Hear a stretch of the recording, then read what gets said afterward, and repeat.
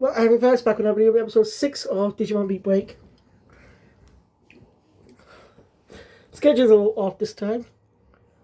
And I thought I'll get through this entirely in a day, but I guess they did take in the fact of recording multiple times today.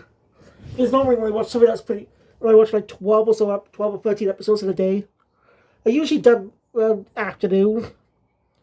But because of all the recording process and stuff multiple times this time, yeah, it takes a little longer. I should have taken a kind of get it started doing around 10 o'clock. More easier. Oh well. Looks like pre-kill tomorrow.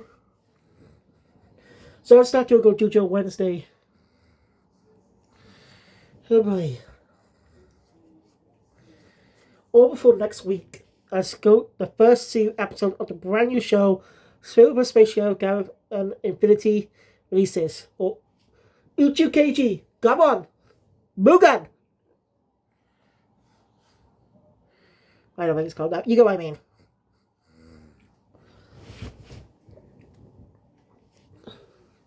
So, let's get to this action pack episode. So the episode continues where we left off. Pandamon, Geckomon, and Tomo in trouble. Well, luckily, Reina and Makoto came in to save the day. They walked on a pushback. So the villain and his Digimon partner escape.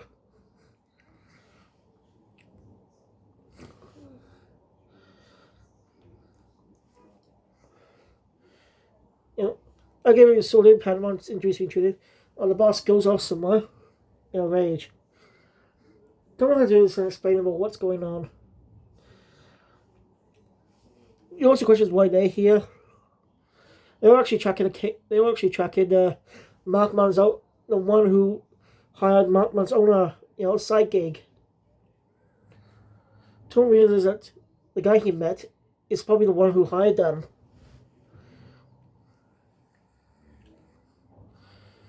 I was expecting this review to come a little later on. Not this early. Don't we know the story time? Oh well. Look, mate, because we got two great episodes about family and bonds. Just because you're not related by blood doesn't mean you can't be family. I mean, there's no point of adoption. Give people a family. Some assholes take advantage of that. And just use it for like free labor and stuff. Or just give up when you adopt a child when they're birth. When they're able to give birth to their own. Oh, sorry, got off topic. Anyway, that Digimon was so strong because it was an ultimate level. So it was higher than Wolverine, who was champion level. So yeah, they're not really that ready for ultimate level yet.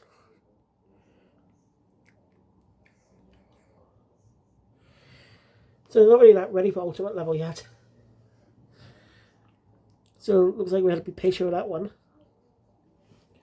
Because we're still early on, so we don't know when they're going to be getting ultimate level transformations. I doubt the end of this story arc, since this arc might be pretty short. Since it probably is a pretty short arc. Because we're already getting to fights. But I can't really talk about that. It's going to be quite a unique arc. Mostly, I'll be saying for the third arc.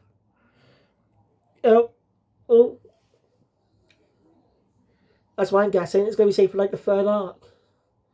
You reach an ultimate level or mega level. I wonder if this is going to last a year, like previous seasons did, or it's going to end up like Ghost Game, where it's going to run for 2 years. I wouldn't mind that, but it depends on what story the writer's got. Because I think Ghost Game went on way too long. Over 60 episodes. If it's a good story to tell, I wouldn't mind that. But, it's mostly episodic with really any plot point episodes.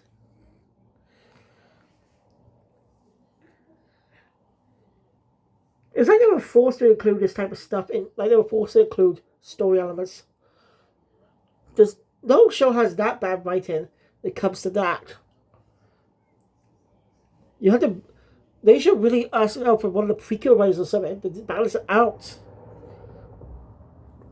You could do episodic, We also added plot elements. Past seasons have done that. Pikachu and Super Sentai do that a lot. You know, Monster Week for specific storyline, like Six Ranger, or Power Up, or New Mecha, etc.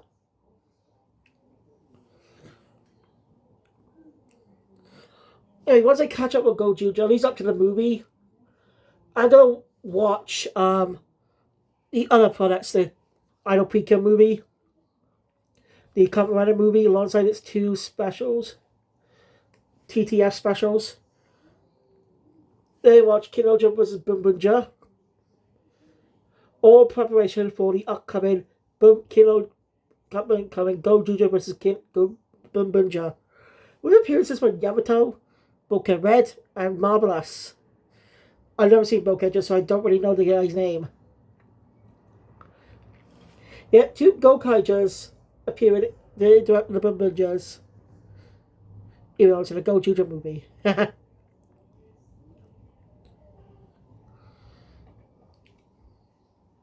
You know what I mean? I have to wait.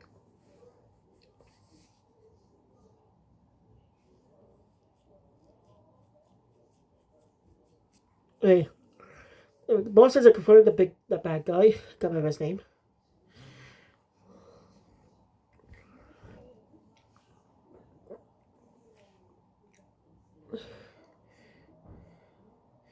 Yeah, but it's mocked because he wouldn't give it was like just protect people he cares about, but he's mocked for that and beaten up.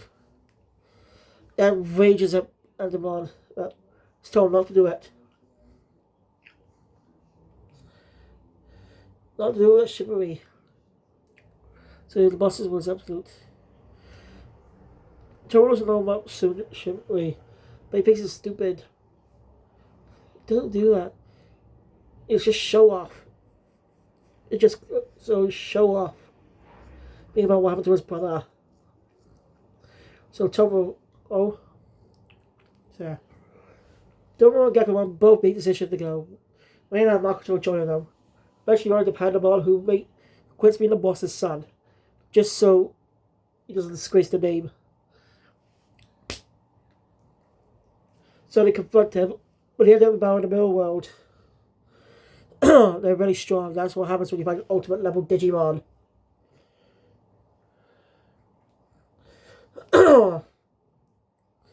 Because I kind of like how they won, the battles won. Paramount uses the ultimate levels Digimon's guns, but basically pull a dirty trick. Paramount wants to give the gun. They still wanted to kill Gekomon or him. But Paramount saw how came up with a plan B either way. As he jammed his claws in the gun, causing the next time to be fired to explode, which it did. And again, one of the spectacular animated sequences out there. As Paramount uses the remainder of his E-Pulse to take down the guy. It would cost him his own life. That's a really emotional thing. It's not won by any of our main characters, which makes sense because they're still relatively, in a way, new. Never fought ultimate level Digimon before. That's Kyo's thing. So they're tough.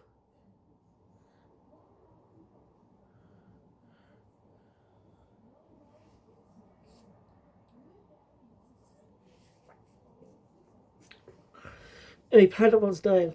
Gakumon went to die with him as the brothers of the Shenron. It was like Gakumon died as well, but no, they survived.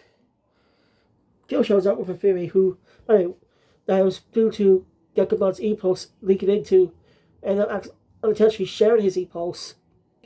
We duplicated Randomons. I was killed to this whole time.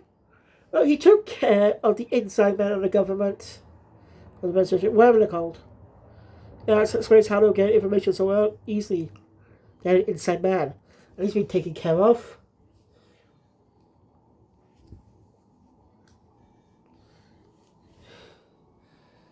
The boss is really happy to see Pandamon alive. Calls him an idiot for doing that stuff. But really, he was going to disown it if he just wanted to obey the rules and not and not go by the lots of his swamp brother. Again, I really like that. Great characters.